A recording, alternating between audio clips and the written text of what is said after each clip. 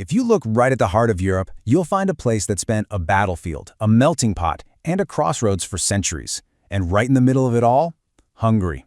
Its story is this incredible, epic tale of survival. So let's dive in and uncover how this nation was forged. All right, here's how we're going to break it down. We'll start by looking at who was there before the Hungarians showed up. Then we'll cover their epic conquest. After that, we'll see the Kingdom of Hungary at its absolute peak. Then comes the tough part, the invasions and divisions that nearly tore it apart. And finally, we'll see how the modern nation of Hungary was born from all that chaos. So, before we can even talk about Hungary, we've got to talk about the land itself, the Carpathian Basin. For literally thousands of years, this place was like a giant stage with a constantly changing cast of characters, peoples, tribes, and entire empires marching across it. Just take a look at the map. You can see why this region was so important, right? Its location made it a natural meeting point, but also a constant battleground.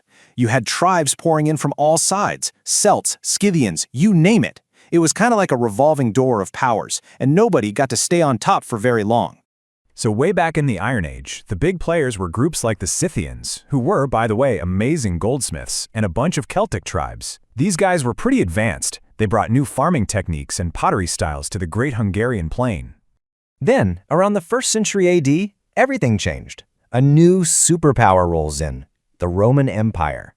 They took over the western half of the region and created a new province called Pannonia. And they did what Romans do best. They built cities, roads, and brought their brand of imperial order right to the edge of their empire. But, empires don't last forever. Roman control eventually crumbled thanks to wave after wave of new migrations. And the most famous of these? Oh yeah, the Huns. And their legendary leader, Attila, actually used modern-day Hungary as the headquarters for his massive, terrifying empire that stretched all across Europe. After the Huns came and went, a few other groups tried to fill the gap, but the next really big power to take over were the Avars. And these guys weren't just passing through. They set up a powerful empire, a khaganate, and they ruled the whole area for over 250 years. So when they were finally defeated, it left this huge power vacuum. The stage was set for someone new. And right on cue, at the end of the 9th century, a new people came riding in from the east. They didn't just fill that power vacuum. Their arrival was going to change this land forever and give it the name we know today. Now, this wasn't just some random migration. The arrival of the Hungarians, or Magyars, was basically a planned conquest. You can see it depicted here. A federation of 7 tribes, led by a guy named Árpád, they just swept right into the basin. And they had one goal in mind, to stay. They were here to build a nation. And they didn't waste any time. They secured their new home with a huge victory at the Battle of Pressburg in 907, which basically told their western neighbors to back off. But the real game changer? That came in the year 1000. Their leader was crowned King Stephen I. This was huge. It transformed their tribal federation into a Christian kingdom, officially putting Hungary on the map of European nations. King Stephen was a state builder, plain and simple. His reforms were the bedrock of the new nation. Think about it. He pulled all the tribes together under one rule. He made Christianity the official religion. He set up a county system, just like in Western Europe. He even adopted the Latin alphabet.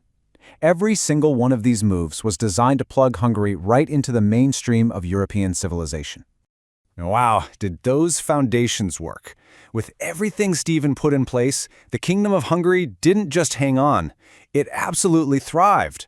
We're talking about a golden age, a time when Hungary became a real heavyweight, one of the wealthiest and most powerful kingdoms in all of Europe. Okay, if you want to get a sense of just how powerful Hungary was, just look at the money. Check out this number, 23,000 kilograms of silver. That was the annual income for the Hungarian king in the 12th century. To put that in perspective, that was double what the King of England had, and even more than the King of France. This incredible wealth, mostly from gold and silver mines, is what paid for everything. And all that money, well, it bought a lot of power and influence.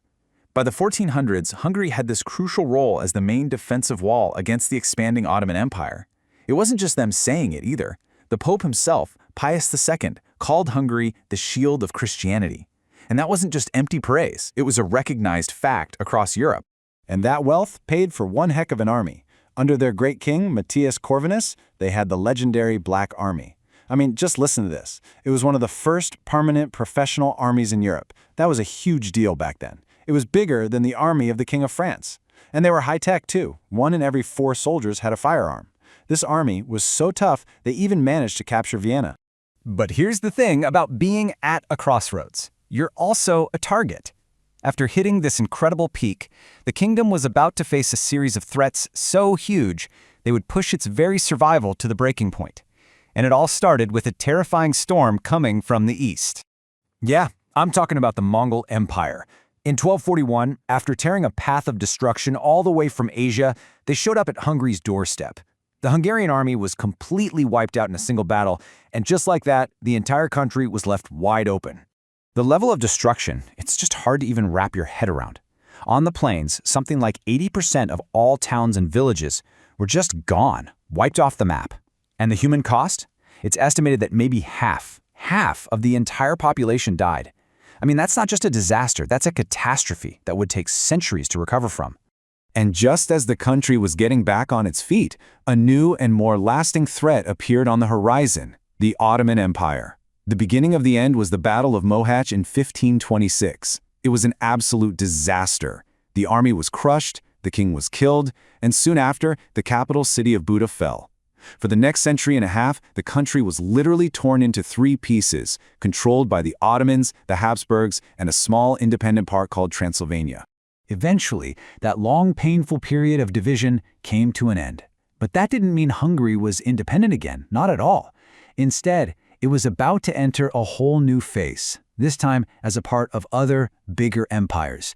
And this would lead to the very painful birth of the modern Hungary we know today. So, once the Ottomans were finally pushed out, Hungary was whole again, but it was under the thumb of the Austrian Habsburgs. There was a big fight for independence that didn't work out, but it led to a famous compromise in 1867. This created the Austro-Hungarian Empire, a massive dual monarchy. It was a major power for a while, but picking the losing side in World War I sealed its fate. The collapse of that empire after the war led to what is, without a doubt, the single most defining event in modern Hungarian history, the Treaty of Trianon in 1920. This treaty literally redrew the entire map of the region and carved out the borders of the Hungary that exists today. And the results were just staggering. Look at these numbers.